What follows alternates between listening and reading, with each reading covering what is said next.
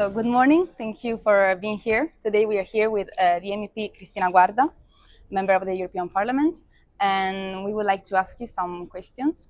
So the main focus is about the right to food, yes, and food security. So I would like to ask you, public debate on food often focuses on agriculture, food prices, and sustainability. Why it is important to also see food as a human right issue, and what actions does Europe still need to take to make the right to food a reality for everyone?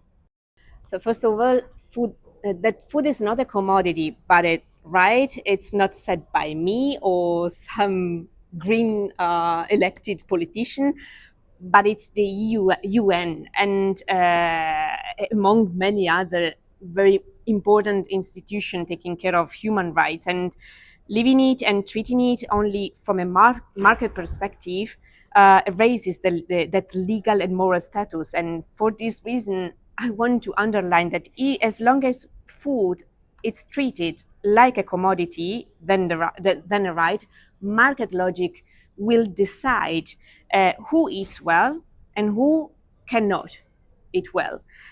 Few people can afford healthy food, and the cost of a healthy diet has increased by 35% since 2019, while wages are stagnating. For this reason, I feel the necessity to underline that we need to take care of these issue in a complex way, creating a European framework in which we define the condition of CAP funding and trade agreements on real access to healthy food, not just on production and export necessities. Okay, thank you. And also for the second question, the European Citizens Initiative, Good Food for All, gives citizens the opportunity to put the issue directly on the EU agenda. Why is it important for Europeans to support this initiative? And if its proposals were eventually reflected in the EU legislation, what practical difference would they make for citizens, farmers, and the most vulnerable groups? It's very important because I feel that in the EU level, we don't have a legislative home for right to food. And using this democratic tool, the ECI, is very important because it is the direct tool that permits citizens to define the priorities for the future of the European agenda. So please participate and please ask it, because there are three outcomes that we can create from this political activity. First of all, we can create outcomes for citizens, and in particular, it would mean guarantee access to healthy food, not only because of your income, but because it is a right, and you need to be to be part of this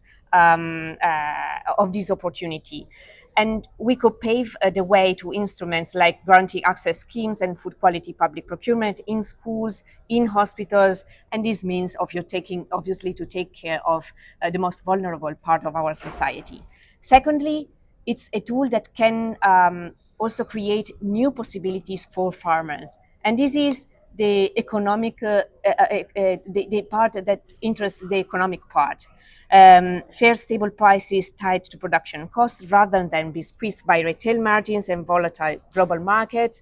This is also a very important focus, because we can merge the two battles, the one raised by farmers and the one raised by consumers and people that is living in European member states. Okay, thank you. Indeed, I would like to ask you, because most people would agree that everyone should have the right and their access to healthy food. But yet, initiatives such as Good Food for All still face significant challenges, and turning this principle into concrete policies is far from straightforward. In your experience, what are the biggest challenges in making the right to food a real political priority in the EU? The first one, obviously, it's the agri-food lobby. It's a very big word, because obviously talking about right to food means talking about reduce their margins.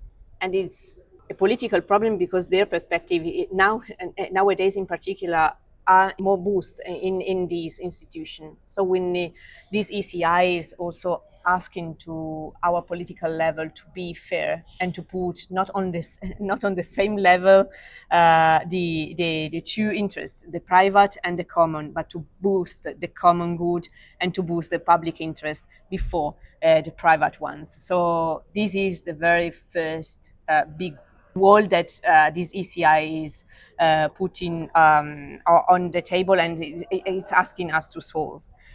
The second one is the fragmentation of the institutions, because health, agriculture, trade, and social policy are dealt separately.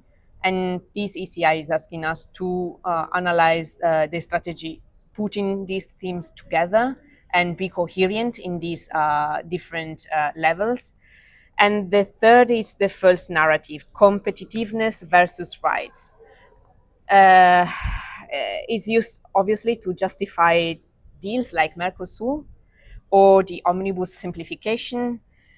So in this case, boosting these division between competitiveness and rights kicks social and environmental costs down the road towards the most vulnerable, including small producers. So I feel these two are the two biggest trigger and issues in this discussion. Okay, thank you. And just to conclude, your work has often focused on PFAS, pollution, and soil protection. So we would like to ask you, how closely are environmental protection and the right to food, and how are they connected? And can we guarantee safe and healthy food without protecting the land and water it depends on? My personal experience is from a place that is very hardly polluted by PFAS, and we saw the consequences. First of all, farmers are the one of the cluster most polluted of our population. So if it's not environment on the top list of the political activity, at least health and farmers' health needs to be on the agenda. Secondly, we cannot continue to produce in a soil with soil and water polluted. It's something that obviously screams unfairness, and it creates obviously issues for future generation and for future farmers. We cannot produce good food without good resources. And for this reason, these two battles are really connected. You cannot fight in order to have the right to food and the right of good food without fighting for a not polluted soil and water and environmental framework. PFAS are also very persistent. They they don't disappear. For this reason, the focus is also these two battles are asking us to have a long perspective, taking care not only of the food that we are producing and eating right now in this particular moment of our life, but also for future generation. So for me, the two battles are really close and are talking about the possibility to continue to produce good food in our lands.